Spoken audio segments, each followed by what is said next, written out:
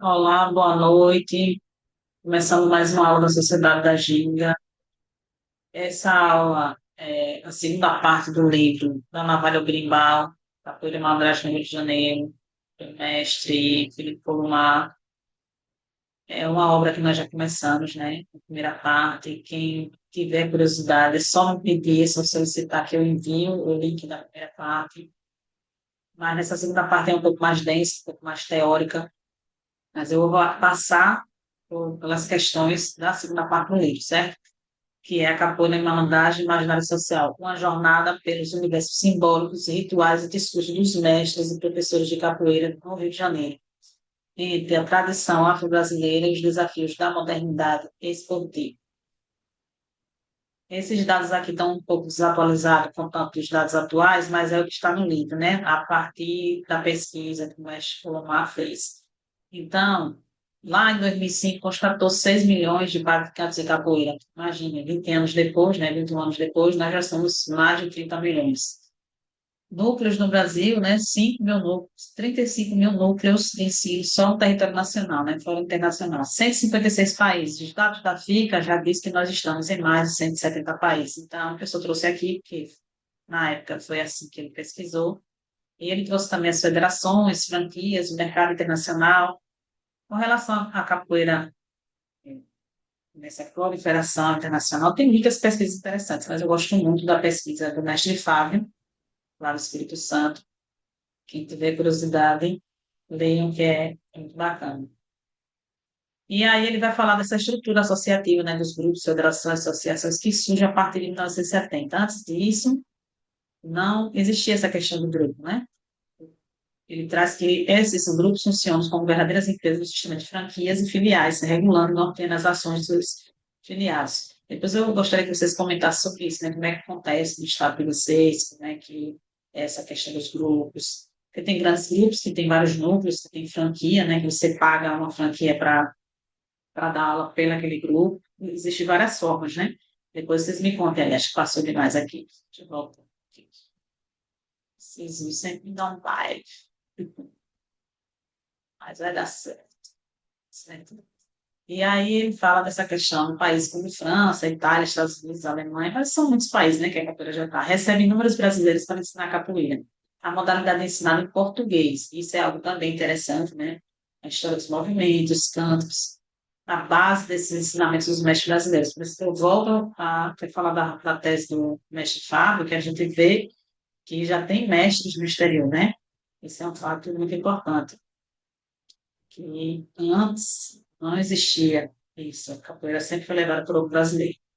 Vale observar que capoeiristas que migraram clandestinamente ou optaram por não se associar a instituições formais elevam um número real de praticantes, além de registrar nas pesquisas. Isso no exterior, né? Não temos como mensurar a quantidade de capoeiras no mundo, né? De capoeiristas no mundo, porque tem muita gente que não tem registro, muita gente que pratica e dá aula e a gente nem sabe desse núcleo. Tem muita coisa por aí. Muita gente tem até medo, né? Uma vez o IFAM estava fazendo levantamento e para as pessoas responderem o questionário, não sei porque não responderam, muitos não responderam, né? Seus vários motivos, nós estamos aqui para ajudar ninguém, mas não tem como a gente ter esses dados complexos se os mestres não falarem, né? Da quantidade de seus alunos e tal. Mas, enfim, sabemos que a capoeira está no Brasil inteiro e praticamente no mundo inteiro. O mestre Colomar utilizou na pesquisa dele esse polonês aí, eu não sei falar, quem souber falar polonês, nem mais Bronisław Paszko, mas obviamente a pronúncia deve estar errada, mas o importante é a ideia, né? Ele vai dizer assim, nossa lente, que é a lente do mestre, quando ele fez a pesquisa, foi esse indivíduo, né? Esse filósofo polonês. Nossa lente nos caminhos sinuosos da capoeira e da malandragem. A compreensão dessa teoria conduz pelos meandros que fogem ao olhar racional, submersos no inconsciente coletivo, necessários para apreender o discurso dos capoeiristas. Então, quando a gente faz pesquisa acadêmica, é necessário ter a lente desses autores para poder filtrar, né? Que a gente está pesquisando a lente. Então, como ele trabalhou com muitas entrevistas, né, dos mestres cariocas, né, mestre do Rio de Janeiro, ele trouxe essa lente, esse olhar do filósofo branco, Baixo, né? Baixo. Sobre polonês, me ajuda. E ele traz a imaginação política no maio de 1968. Eu não sei se vocês sabem, né, o que foi o maio de 68, mas ano passado, assim, foi um movimento que começa nas universidades lá na França e depois desencana para uma greve geral, né? Ele vai dizer que em 1968, na França, como emblema de um período em que a imaginação eclode na cena coletiva, a partir do protesto estudantil que gerou greve geral, frases que valorizavam o pensamento imaginativo. Uma das frases interessantes que sai desse maio de 68 é proibido proibir, né, que foi proliferada para todo mundo ocidental, e ele vai dizer que tornaram-se armas de conscientização e mobilização popular, demonstrando o poder de persuasão e adesão dos imaginários nos grupos sociais. O imaginário entre a ciência e a subjetividade. A tradição cientificista no século XIX, as correntes positivistas, né, afirmavam que não são as ideias que fazem a história, apartando o real do ilusório. A ciência era elemento desmistificador da imaginação. Daí a palavra imaginária ainda aparecer como algo fantasioso e não científico. Essa ideia foi proliferada. Mas, como vocês sabem, nós temos a imaginação sociológica, que é um conceito do White Mills, né?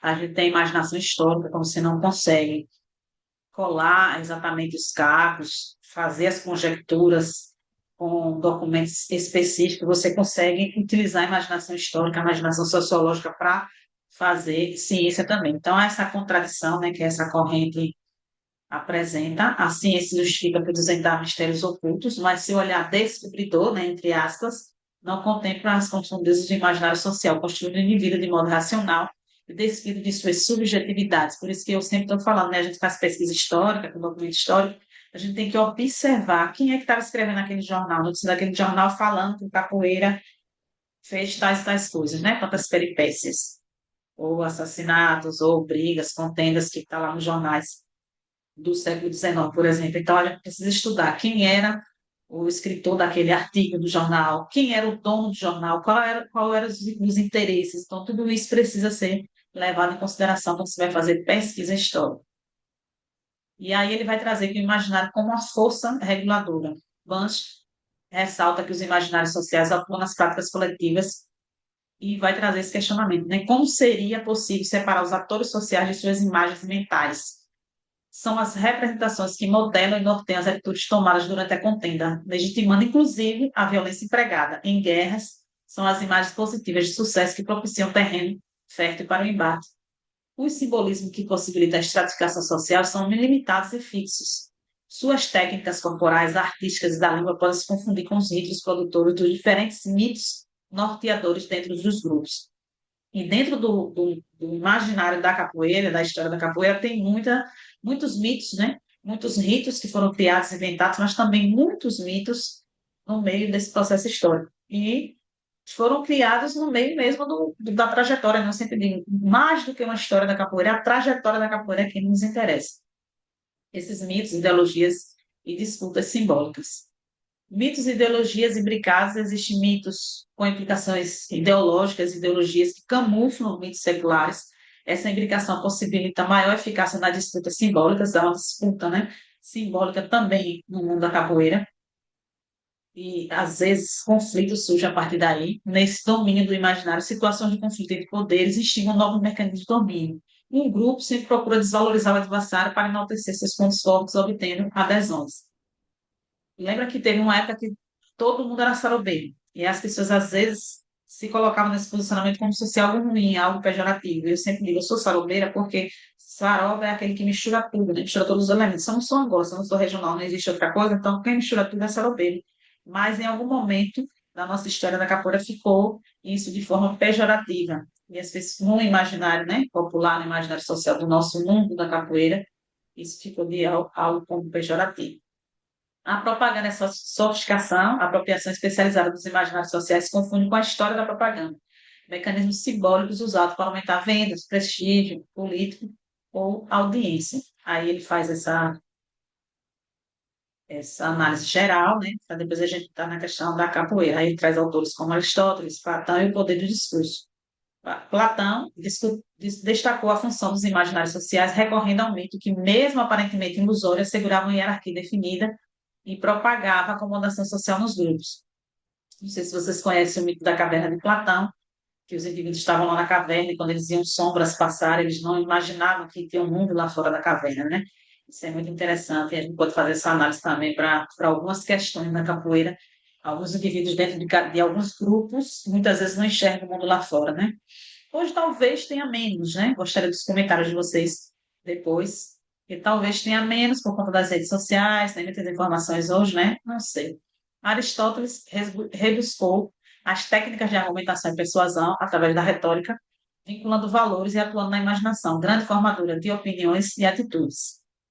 A Assembleia Democrática substitui os ritos, fazendo com que os discursos políticos passem a ocupar o lugar dos mitos durante os confrontos simbólicos pelo poder. Como diria Maquiavel, governar é fazer crer. Teoria das aparências, que dá legitimidade às ações dominantes. Então, vem lá de Maquiavel, lá no livro Pense. Governar é fazer crer, é fazer você acreditar que aquela crença é verdade. Como, por exemplo, a capoeira nasceu do, dos escravizados como ânsia de liberdade, né? Não é escravizados, dos escravos, né, que se falava, como ânsia de liberdade. E esse mito foi se proliferando durante muito tempo. E hoje é difícil, nós, mesmo com as pesquisas, mesmo com a documentação, a gente conseguir desconstruir essa ideia. Mas eu acredito que a gente está desconstruindo aos poucos, né? Estamos aí no trabalho de formiguinha. Do século XVIII ao XIX, esse imaginário em revolução, com a dessacralização das antigas legitimidades no final do século XVIII, surgiu a necessidade de novos mecanismos de persuasão. Rousseau refletiu sobre o emprego da linguagem simbólica, ritos e festas cívicas, para introjetar um imaginário político capaz de formar o cidadão virtuoso, entre aspas, né, almejado pelos governantes. Sempre tentam enquadrar os cidadãos numa caixinha, né? Cada século, cada movimento político faz isso. Na primeira metade do século XIX, mitos e ideologias, liberalismo, democracia e socialismo estabelecem um repensar sobre os imaginários sociais. As novas utopias sociais são consideradas por alguns antecipações, perdão, do futuro e por outros como sonhos ameaçadores, ratificando a eficácia do imaginário sobre as práticas coletivas. Quase que não sai. É sério. Aí esses indivíduos aqui, né, Marx e Durkheim, é o campo clássico. Se vocês quiserem, depois a gente pode falar um pouco mais, porque a minha formação, né, em ciências sociais, como sociólogo, eu estudei bastante esses inimigos aqui durante a minha graduação na Universidade Federal de Sergipe. Karl Marx destaca as origens dos imaginários sociais, especialmente as ideologias de seu emprego nos conflitos de classe. A ideologia expressa e traduz a situação e os anseios de uma classe dominante, ou seja, as ideias dominantes são as ideias da classe dominante. Então, há essa glorificação de ideias e muitas vezes o indivíduo, no inconsciente coletivo, acredita em algo que ele nem sabe por quê. Emile Durkheim sublinha a relação entre estruturas sociais e sistemas de representações coletivas, garantindo coesão social e consenso. Qualquer sociedade é capaz de erigir em deuses, porque, para ele, tudo se resume a fato social, e o fato social é tido como coisa anterior ao indivíduo. O indivíduo não tem poder de mudar um fato social. O indivíduo ele vai aceitando, e essa coesão social, para Durkheim, acontece dessa forma. E a gente pode ir lá para o século XVII trabalhar com Lavoisier, a servidão voluntária, né? O conceito de servidão voluntária serve aqui porque muitas vezes nós seguimos, né, aquele efeito manada, seguimos a sociedade em alguns ritos e não refletimos, né, sobre isso. Alguns começam a refletir, e aí é onde tem os conflitos, as lutas sociais e vários outros pontos. Max Weber traz à baila a dificuldade que compete ao imaginário na produção de sentidos que norteiam os atores sociais e suas ações. Todos eles trabalham com a questão do capitalismo. E para Weber, o capitalismo não tem muita saída, né? Não existe uma saída. Para Marx tem a saída, que é a revolução, mas para Weber não tem muita saída. Que a gente está como se fosse numa crosta de aço, ou talvez numa gaiola de aço, né? Talvez exista uma chave, mas para ele não tem muita saída nesse processo que nós estamos no modo de produção capitalista. Existe uma contribuição que ele vai trazer de pluridisciplinares, né? Esse imaginário, psicanálise, de antropologia estrutural, não dá para encarar numa aula só, que é muita coisa, né? História das mentalidades, antropologia política, são muitos pontos. Leia um livro que é muito bacana, porque ele traz justamente esse autor polonês, que não estranha a falta de uma metodologia única. As pesquisas caminham em vários sentidos, estão nos tempos das heresias ecléticas. Marxistas que leram Weber, freudianos que passaram pelo estruturalismo, inclusive a partir do maio de 68, eclode as teorias pós-estruturalistas, né? Como vocês sabem, no doutorado eu estudei muito um filósofo francês, Gilles Deleuze. E ali, naquela corrente, né, a gente acabou estudando também Foucault, Nietzsche, apesar de Nietzsche ser lá no século XIX, mas ele, as ideias, né, que vêm, as ideias tidas como pós-estruturalista, porque quebra a estrutura que estava ali no momento, grosso modo falando, obviamente, né, mas Derrida, Lyotard, vários autores surgiram, né, não que começaram a escrever ali, mas que eclode mesmo, que as teorias começam a explodir pós-maio de 68. O imaginário como sistema simbólico das coletividades. Os imaginários formam pontos de referência dentro do apoio sistema simbólico das coletividades. A partir deles, os grupos assinalam sua identidade, organizam uma autorrepresentação, estabelecem a distribuição de papéis e hierarquias sociais, impõem crenças e elaboram um código de conduta, balizado por formatos como patrão, bom empregado, general valente. E esse autocolonismo básico, né, traduz o imaginário social em uma força reguladora, peça essencial dos mecanismos de controle da vida coletiva, especialmente no emprego do poder, que se transforma ao mesmo tempo em lugar e objeto dos distúrbios sociais.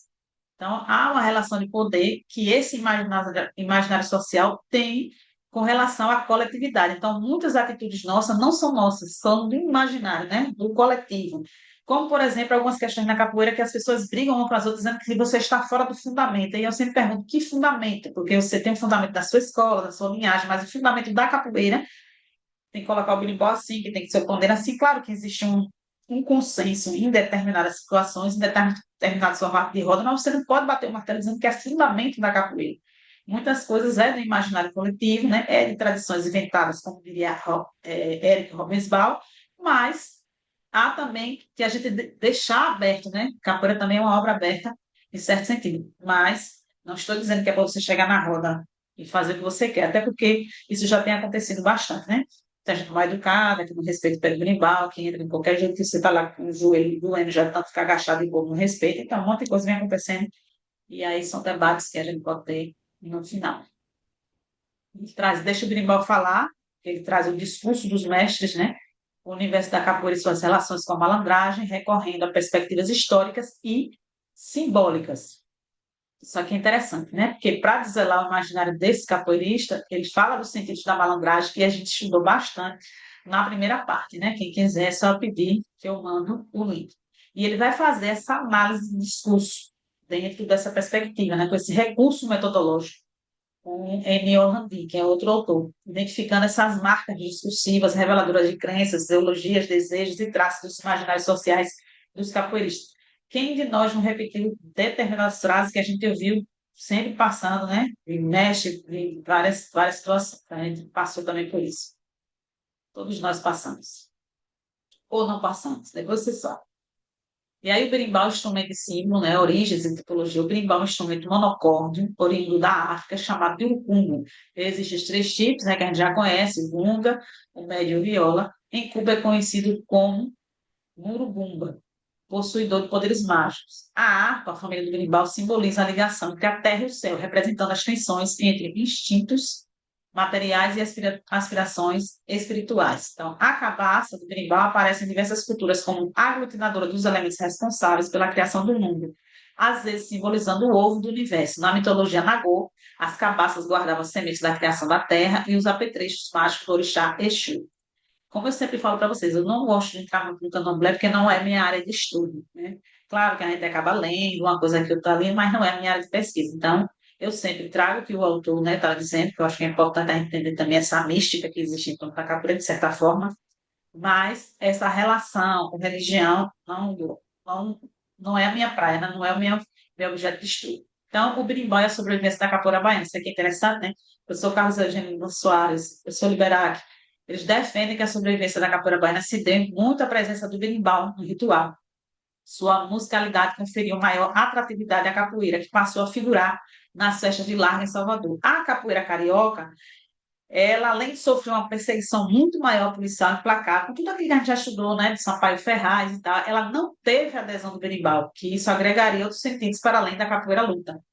Nós tivemos lá a tentativa do Aníbal Bulamar, que não mexe Zuma, de colocar um método, né, na capoeira, a gente tem isso documentado, escrito, no mesmo período ali que o mestre Lima está recriando a capoeira regional, mas ele deixa o berimbau de fora, né? Tem até uma citação aqui que ele traz, né, que aqui no Rio de Janeiro existia um mestre que tocava berimbau, que era um mestre Paraná, ensinou muita gente, muitos mestres a tocar berimbau. Mas tem mestre que não pega no berimbau, então Para alguns mestres, para o mestre ser completo, tem que tocar berimbau. Então, posso deixar aí uma reflexão para vocês. Se o berimbau nem pertencia à capoeira, né? A gente já viu que o berimbau só entra na capoeira no início do século XX, que lá no século XIX, século XVIII não existia, ele estava em outros processos, em outras práticas culturais, não estava na capoeira. E hoje há esse discurso de que o mestre tem que tocar berimbau obrigatoriamente para ele ser considerado mestre de capoeira. Isso é outro debate, se vocês acharem pertinente também, comentem, porque eu acho que é, né, algo interessante para quem estuda a história da capoeira. E com isso eu não estou dizendo que eu sou contra ou a favor.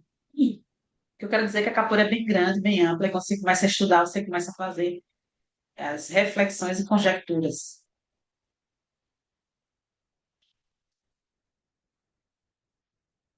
O Gunga, capital simbólico e hierarquia. O poder do Gunga, isso aqui é muito interessante, né?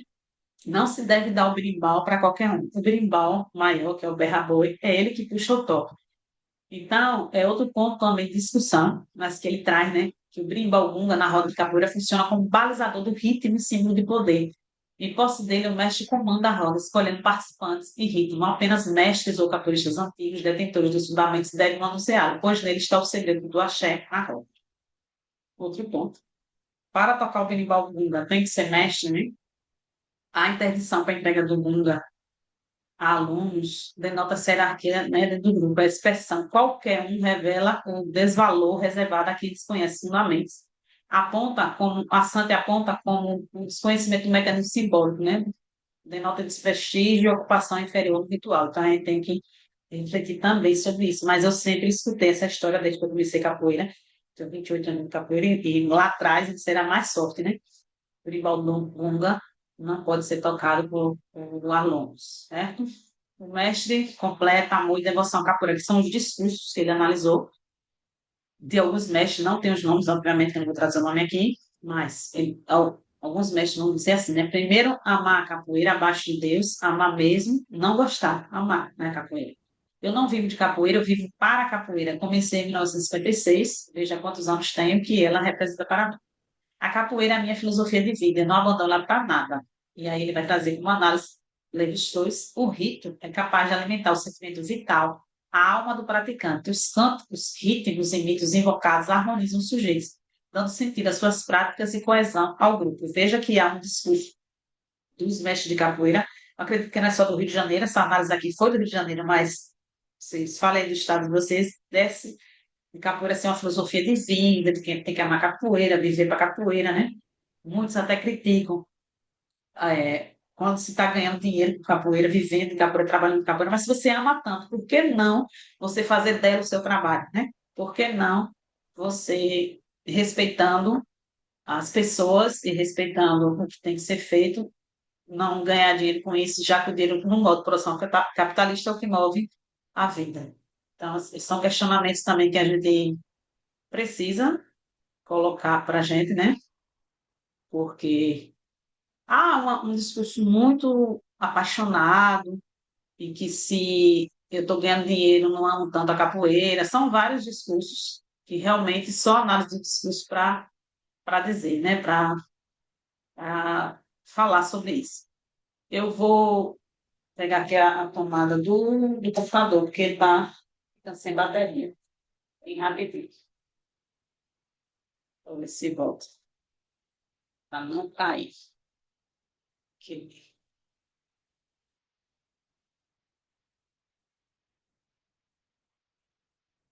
Eu acho que tá.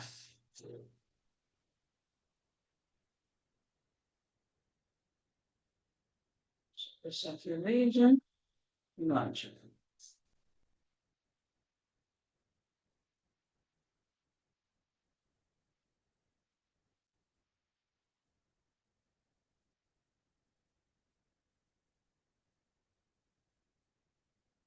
Precisinha, gente, gosta de fazer umas coisas comigo, né?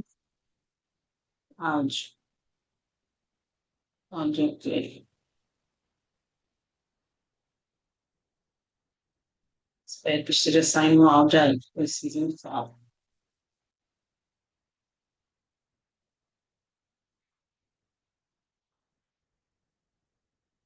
Vamos continuar aqui.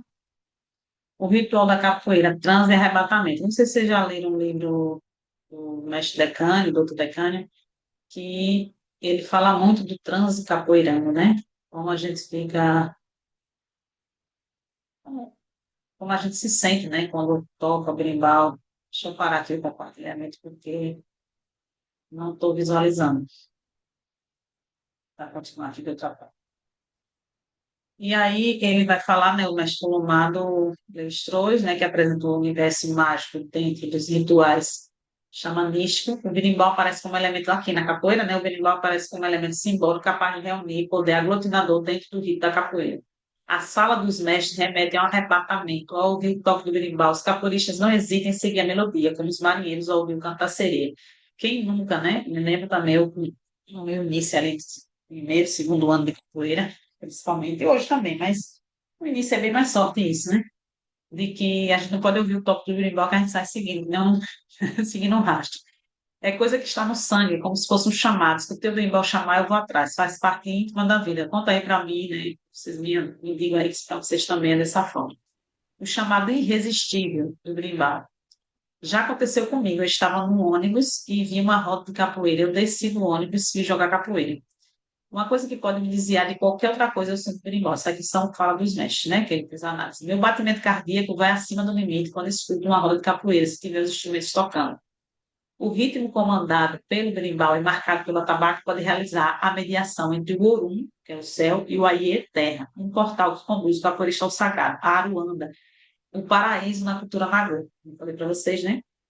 Dentro dessas questões de rituais, de candomblé, da cultura, eu não me aprofundo muito, mas se quer vontade para falar, aqueles que estudam sobre isso.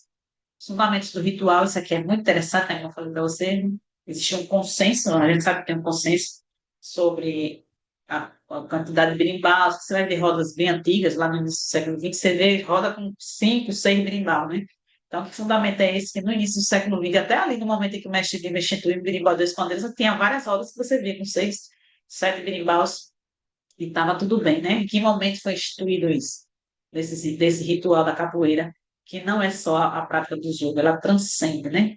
Começa bem antes da roda, começa na própria confecção do berimbau, porque existe todo um ritual para cortar a vega, né? A vega, para ir à mata. Cada estilo possui a sua forma, né? Respeitar os colegas e ir ao pé do berimbau antes de sair do jogo, eu acho que isso seria algo interessante, mas que a gente vê em muitas rodas que não há esse respeito. Obedecer ao ritmo que está tocando, cada toque define o tipo de jogo. Você vê muitas pessoas, muita gente toca um ritmo, São Bento Grande, toca a banguela, o que for tocar, está jogando do mesmo jeito, ou seja, né? Não se respeita o ritmo. Pedir permissão ao mestre na roda antes de entrar, não sair da roda sem ver o pé do berimbau, deveria, né? Pelo que a gente aprendeu, ser dessa forma, mas a gente vê que isso já se perdeu faz tempo. Me conta aí vocês, o que vocês acham sobre isso, se no estado de vocês existe essa educação ou se já se perdeu também. Rito, mito e memória ancestral. O retorno às origens, também está no livro, né?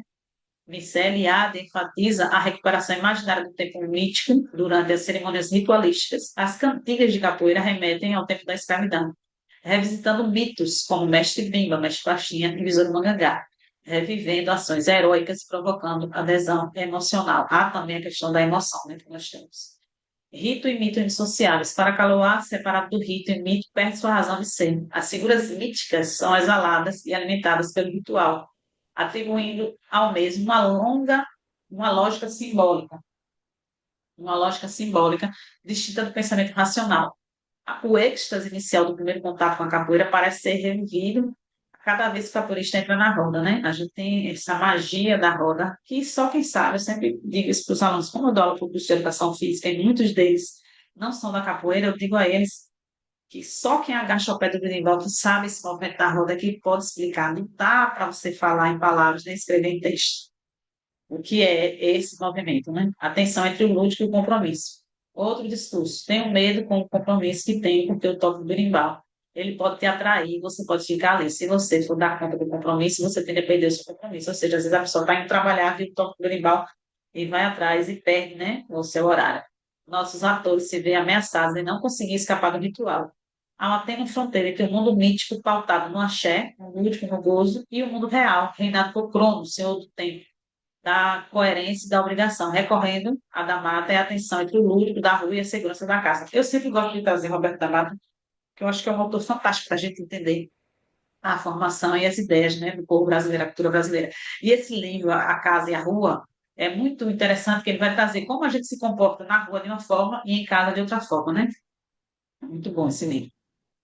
Eu recomendo. Axé, a energia sagrada da roda. Na roda de capoeira, impera o tempo do axé. Para a cultura nagoa, força invisível, mágico sagrada de toda divindade, de todo ser animado, né? Segundo o valor do rei. E o professor também Muniz Sodré nos disse que o som negro possui energia capaz de transmitir força e possibilitar o dinamismo da existência, traduzido na concepção do axé. Aí outro discurso aqui, você pode estar machucado da coluna e você vê o pessoal jogando, cantando. Ela te atrai de uma tal forma que você entra machucado. O verdadeiro capoeirista é dominado por esse ritmo, por essa energia. Isso é verdade, né, gente? Parece que esquece todas as dores quando está na roda de capoeira. Quando a axé falta, né, dissonância e conflito, a roda com axé. Quando a roda está boa, com bons jogos, tanto animado, bom ritmo e mandinga, ela possui axé. Os berimbaus, atabaque e pandeiro tocam em sintonia, criando uma atmosfera sagrada e harmoniosa. Aí tem a contrapartida da roda sem axé. O não cumprimento dos fundamentos do ritual pode ocasionar dissonância energética. Quando os códigos simbólicos entram em desacordo, o rito fica comprometido. É uma coisa que me tira logo da capoeira, é a roda mal cantada. Não tem aquele axé. Eu termino pegando a minha bolsa e indo embora. E muitos, né? Não querem nem chegar perto da bateria ali, que a bateria às vezes está desafinada. Mas esse é outro papo. Mandinga é magia de simulação e proteção. A mandinga é um poder sobrenatural que dissimula e disfarça as ações dos capoeiristas, podendo protegê-los espiritualmente, dentro e fora das rodas. O nome é derivado dos mandingues, os malinques, povo africano famoso pelo seu poder de feitiçaria. Outro discurso aqui que ele analisou, mandinga para mim é que vai e não vai. Para mim, isso aí não é mandinga. Para mim, isso aí é o negaciar, né? É a malícia. O mandingueiro antigamente na Bahia era aquele cara que falava: o que é isso, cara? Eu não sou de briga e tal. E te dava uma cabeçada, te derrubava e ia embora. Então, é algo muito difícil de explicar, né? Malícia, mandinga, é muito difícil. Mas vocês coloquem aí também nos comentários o que é que vocês acham. Se vocês conseguem definir, né? Porque é bem difícil a definição. Na concepção de Kaloá, essa dissimulação corresponde à categoria da mimicry, um ardil utilizado durante o jogo, levando o oponente ao engano. Que para mim isso é negaciar, né? Você fingir que vai e não vai. Capoeira como religião e espiritualidade, família e irmandade. As falas dos mestres remetem a uma ligação profunda entre os participantes do ritual, aludindo às irmandades e confrarias negras que resistiam à escravidão. Capoeirista é de parente, né? É por isso que eu sempre começo os vídeos no YouTube dizendo: olá, meu camarada, né? Que nós somos tudo irmão, né?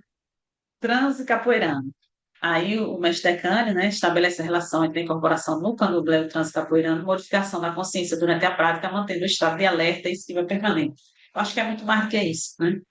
Muito bacana esse livro do mestre Decânio, que tiver acesso, leia. Eu acredito até que deve ter o PDF aí pela internet.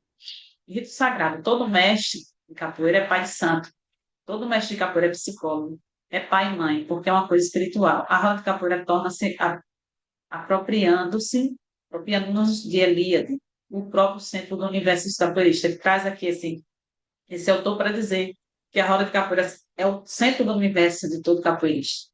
É o nosso fim, né? A festa como ritual de união. Para uma fesólia, a festa é um ritual de união com dimensão dionísica, em que se exacerba o hedonismo e o prazer de estar junto. É comum, após as rodas, os praticantes se reunirem para confraternizar, combinando o ritual em ambiente festivo, regar a comidas, bebidas e batuques, como samba de roda, relembrando o famoso quintal da Tia Ciata, né, que a gente já discutiu também em outra aula. A amizade é para a vida toda. Sem amigos, nós não somos ninguém. A capoeira é uma luta que consegue juntar várias pessoas, várias etnias, várias crenças, várias religiões. Isso é verdade, né, gente? Todos os nossos eventos, né? Aqui também a gente faz evento, o nosso a CAT vai acontecer 27 e 28 de novembro, agora, esse ano de 2026, né? Que ficou um tempinho sem. Eu estava no doutorado, um tempinho sem realizar, mas nós vamos realizar agora esse último ACAT, para fechar o ciclo, é o 10º e último ACAT, e a gente já está pensando na parte da comida, né? A questão do almoço, a questão da festa, da confraternização, que é muito importante. Antigamente, ao nosso tempo de capoeira, né, do meu tempo, muita gente diz, tem essa nostalgia, né? Eu tenho muito 8 anos de capoeira, eu não tenho muito isso, mas algumas vezes passa isso pela cabeça também. No meu tempo, quando eu comecei capoeira, não era assim, a gente não tinha tanta tecnologia, não tinha tanta coisa, né? E os mestres aí que têm 40, 50 anos de capoeira, imagina, né? As marcas discursivas, antigamente e hoje em dia, emergiram com ênfase e regularidade no discurso dos mestres, desenhando duas grandes categorias de análise. A proposição, você consegue identificar um capoeirista andando na rua. Revelou traços de um imaginário envolvendo diferentes contextos sócio-históricos, uma retórica corporal e sentidos de malandragem bastante singulares. Antes, você dava para ver o camarada e falar, aquele indivíduo ali é um capoeirista pelo andar, pela tradição do capoeirista. Já sabia com o olhar e a forma de andar. E a gente já viu essas marcas também na capoeira escrava, lá no professor Carlos Eugênio Libano Soares, que existia uma forma de falar, de se vestir, de se portar, para dizer sou capoeira.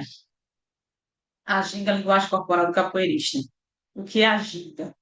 A ginga é a principal forma do capoeirista se movimentar, sinuosa, curvilínea, fugidiça, sem quinas. A partir dela começa o diálogo corporal na roda. Esse jeito de corpo pode ser encontrado também no futebol, no samba, reforçando a identidade nacional ligada a essa gestualidade. Desde que o nosso futebol é o que é, né? Não é mais, né, minha gente? Já foi um dia, agora o futebol é mais que é mais. O futebol brasileiro tem muito dessa ginga, né? A ginga como resistência, o professor Muniz Sodré assevera que a ginga é o produto do caminho que o homem encontrou para interagir com a realidade desfavorável imposta pelo colonizador. Permeia o imaginário a ideia de que a ginga era o principal subterfúgio para camuflar as intenções de resistência ao regime escravocrata e na roda mascar os golpes e a intencionalidade. Sem ginga, né, nós não temos capoeira. A indumentária do capoeirista antigo, os discursos invariavelmente apontam para os códigos de indumentária da malandragem. Terno de linho, chapéu panamá, sapato bicolor, lenço de seda vermelho no pescoço. Esses símbolos são herança dos tempos áureos de Goiamuns, Lagoas. E anos mais tarde, dos malandros da Lapa, nos anos 1930, 1940 e 1950. Outro discurso que ele traz aqui, antigamente tinha mais. Eu, quando vi um rapaz de sapato de duas cores, com calça branca, chapéuzinho na cabeça, quando andava balanceado, a maioria das vezes ele já era um capoeira. Aí tem aqui Zé Carioca, que é um personagem, né? Zé Pelintra, as alegorias da malandragem. Zé Pelintra, entidade da Umbanda, patrono da capoeira, segundo Ligiero. Aí, né, há controvérsias, mas estou trazendo aqui o que está no livro, minha gente. Homem mulato com terno de linho branco, sapatos bicolores, chapéu Panamá e lenço de seda vermelho. Bamba na capoeira, boêmio, jamais dispensando sua navalha para atuar, alegoria da malandragem brasileira. E aí o personagem do Walt Disney, né, Zé Carioca, um papagaio verde e amarelo, trajando terno, chapéu e guarda-chuva, falante e bom papo, demonstra a lábia da malandragem, né? Para embromar credores, fugir do trabalho e seduzir sua noiva, Rosinha. A calça branca e o chapéu símbolo de distinção. Capricha completa, capricha que ele entra numa roda, até numa roda violenta, e muitas das vezes ele não bate em ninguém, e também ninguém toca nele, ele não suja a sua calça branca. Esse é outro discurso, né? Interessante. O chapéu é signo de nobreza e poder em diferentes culturas, não devendo ser retirado durante as cerimônias. A roupa branca remete ao tempo em que os caprichos jogassem sujar na Serra de Largo da Bahia, chamada de domingueira ou roupa de verdeus. Sujar a roupa branca denota respeito e imperícia. Tem um trecho do livro do professor Vitor, que foi Vitor de João Pequeno, que foi um dos examinadores na minha banca de doutorado, que é muito interessante sobre esse ponto aí. Né? Ele tem um livro foi a tese de doutorado dele, e ele fala sobre isso. Algumas ganham as notas históricas, a gente estudou bastante, não vou me ater aqui, porque os principais distintivos da usavam cinta, né, de cores brancas, encarnado, chapéu de aba batido para frente, a gente estudou bastante, tem que dar interesse.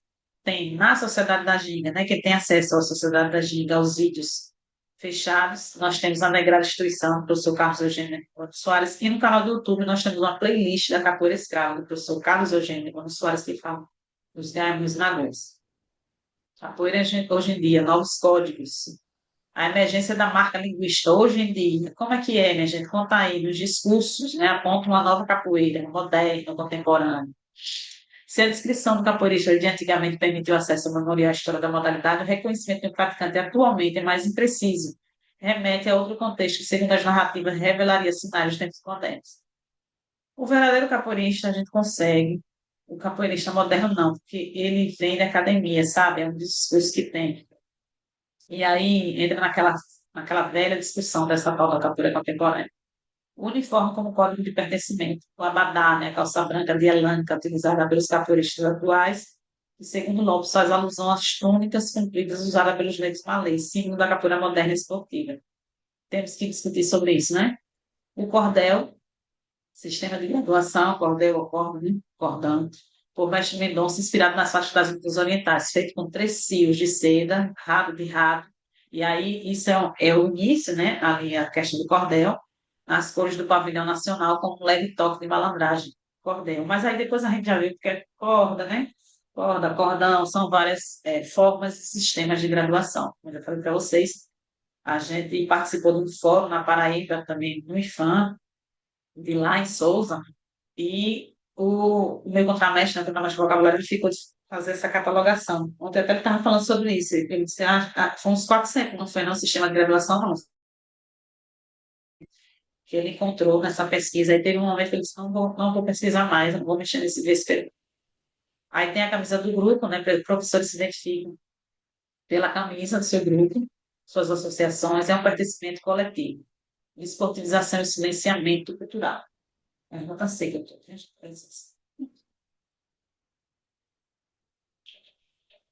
O filtro cultural. Uma boa parte dos meus alunos são católicos e a outra parte são evangélicos. Se eu não filtrar o que estou cantando, não tem a ver com aquela cultura escolar. Na perspectiva de holandês, esse filme tem uma forma de censura dos valores africanos amalgamados historicamente à prática da capoeira. E eu digo, isso é uma forma de aculturação, né? Tem nada a ver uma coisa com a outra.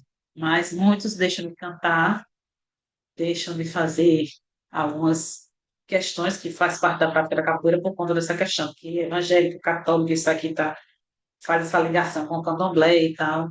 Então, tudo isso é preconceito, são coisas que a gente carrega, tem um racismo estrutural que faz parte da sociedade brasileira. Frigério estabelece relação entre as diferenças simbólicas no candomblé e na Umbanda e nas duas modalidades de capoeira. A capoeira Angola procura manter elos como uma africanidade fundadora. Isso aí é o autor que está dizendo, não sou eu, minha gente. A capoeira regional assume características ligadas a outras lutas, adequando-se ao modelo desportivo cristalizado por Getúlio Vargas no final dos anos 1930. Mais ou menos, né? A gente já estudou sobre isso também. Já discutimos bastante sobre isso na sociedade da gente. Racismo e exclusão velada na capoeira. Porque eu era negro e na época só tinha branco, só playboy. Eles queriam que eu ficasse lá para tocar berimbau, mas não para entrar no grupo. Eu tocava, cantava, mas não me aceitava no grupo. A fala mais parece uma releitura de Gilberto Freire de Casagrande Senzala.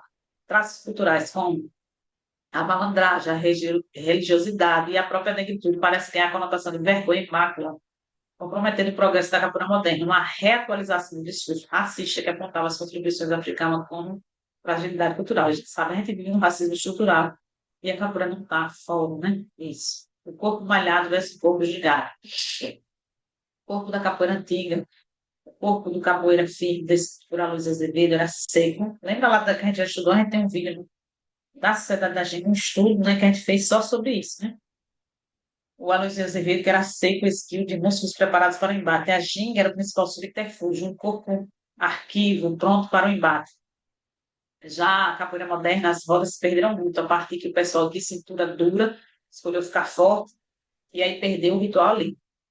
O magrinho que tem a cintura esquiva, que é uma beleza, né? Corpo forjado, muitas vezes pela musculação, hipertrofiado e atlético, parece restringir o poder de movimentação da ginga. É outro debate, né, que a gente precisa ter. Na minha graduação, eu fiz um trabalho sobre isso, né, sobre a relação do poder através do corpo na roda de capoeira. Porque naquele momento, né, que eu fiz a minha graduação, 2004, 2005, 2005, existia essa questão dessa busca mesmo pela musculação, pela força, pelo corpo atlético, é uma esportivização bem mais soft, né? Talvez hoje a gente tenha passado por outro momento. Ele traz também o personagem Ed Wood, né, capoeirista virtual, uma alegoria do capoeirista contemporâneo. Edgurdo, personagem de jogo eletrônico que representa o Brasil em torneio de artes marciais. Materializa a representação do capoeirista de hoje em dia, forte, musculoso, depilado, com piercing, um metrosexual que se preocupa com a aparência. Sua história, aprender capoeira na prisão, explícita tensão entre a tradição histórica e a desportivação moderna, entre a transgressão da regra e os valores éticos atualmente defendidos.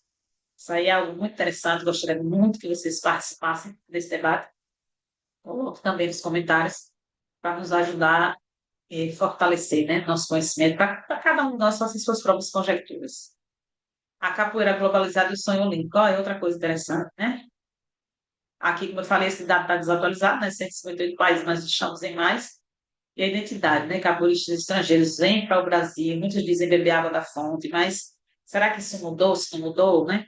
Existe esse sonho da capoeira estar na Olimpíada? O que que isso implica? Malandragem, falsidade, traição na capoeira moderna.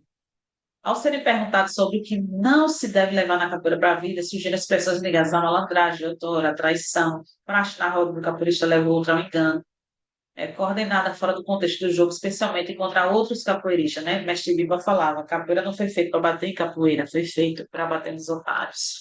Mas tem um discurso aqui interessante, a falsidade deveria existir só dentro da roda.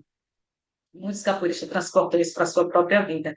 Então, é uma coisa que tem que estar longe dos capoeiristas, né? Nós somos camaradas, vamos todos ser camaradas. O grupo senzala e a homogeneização da capoeira. O modelo senzala. Por isso que, às vezes, quando as pessoas dizem capoeira contemporânea, eu sempre digo capoeira Angola, capoeira regional e capoeira senzala, capoeira badá, né? Mais contemporânea, concordo. A partir da experiência do grupo senzala, as aulas de capoeira começam a ser mais procuradas. Porém, a crítica sobre a tendência de homogeneização dos treinamentos, formando nos praticantes um corpo próprio, com gestualidades estereotipadas, influenciando a maioria dos atuais grupos espalhados pelo mundo. Não só senzala, né? Abadá, Muzenhas, os grandes grupos influenciam a nossa prática, muito provavelmente, né? A era dos grandes grupos. Com o sucesso desse modelo, as aulas passam a ter divisões por turmas, tempo controlado delimitado, isso todos nós fazemos hoje, né, em dia. Eu também estou dentro desse processo. O pertencimento ao grupo parece transcender o fato de ser capoeirista, o lugar na hierarquia, graduado, contramestre ou mestre. E aí ele trouxe aqui Foucault para falar, né, que o sujeito define o sujeito dentro do coletivo. É como Foucault trata. E aí, hoje, a gente não consegue mais praticar capoeira sem grupo. O que é que vocês acham? Deixa a opinião de vocês. O grupo, a questão do grupo, virou a marca da capoeira, né? Você tem que ter um grupo.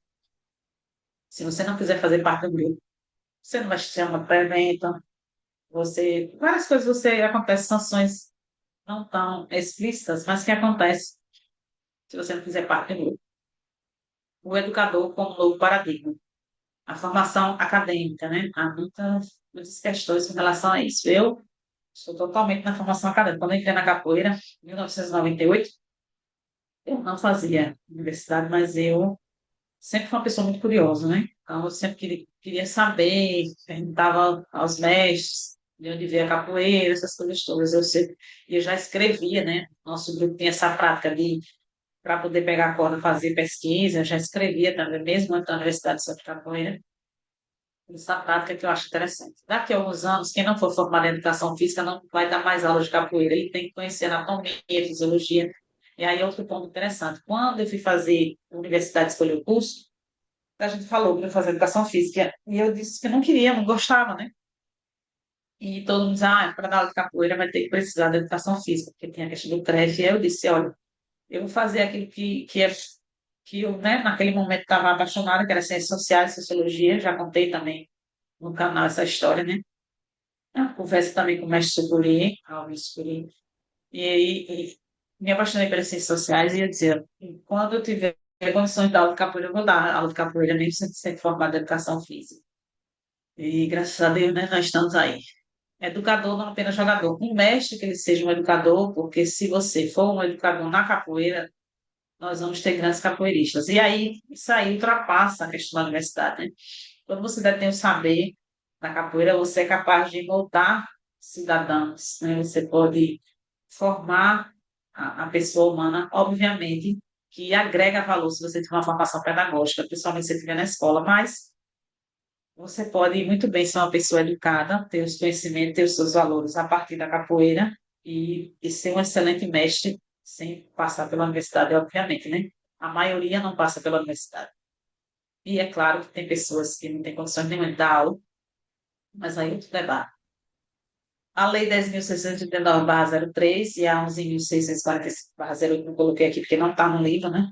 Mas ela veio depois que estabelece esse ensino da história da arte e da cultura afro-brasileira nas redes oficiais de ensino, reconhecendo a escola como lugar de formação cidadã e valorização das matrizes culturais brasileiras. Em 2008, nós temos também a inserção dos nossos povos originários, né, da questão indígena também na escola, mas que até hoje não consegue fazer da forma que deveria ser feito, que a própria lei deixa brechas, né, deixa buracos. Aí as considerações, né, que ele fala após volta ao mundo. Tem uma música aqui que ele traz dos versos de Wilson Batista, meu chapéu do lado, tamanho arrastado, lenço no pescoço, navalha no bolso. Eu passo de engano, provoco e desafio. Eu tenho orgulho de ser tão vadio. Esse imaginário que moveu a investigação das relações entre a malandragem e a capoeira, que foi a investigação do mestre Lumar, símbolos como navalha, lenço de seda e chapéu são comuns dos dois grupos, motivando a compreensão dessa produção imaginária atrás das pessoas do malandro, né? O negro trabalha o surgimento do malandro. Para o negro não existia diferença entre a condição escrava e os anos que sucederam a abolição, né? Como a gente já sabe, é uma falácia, né? Teve a abolição, mas o preconceito, o racismo, várias questões estruturais, né? E a falta também de política pública, por exemplo, nos Estados Unidos, muitos ex-escravizados receberam terras, né? De herança, por conta do que os antepassados tinham passado.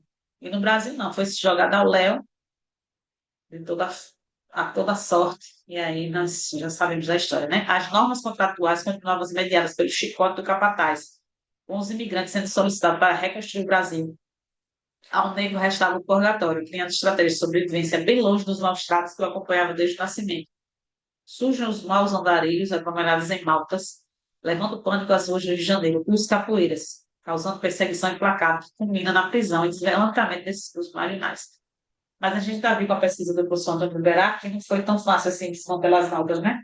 A gente vê prisão por capoeira até em 1938. Então, foi algo que perdurou bastante, de mestre Lima.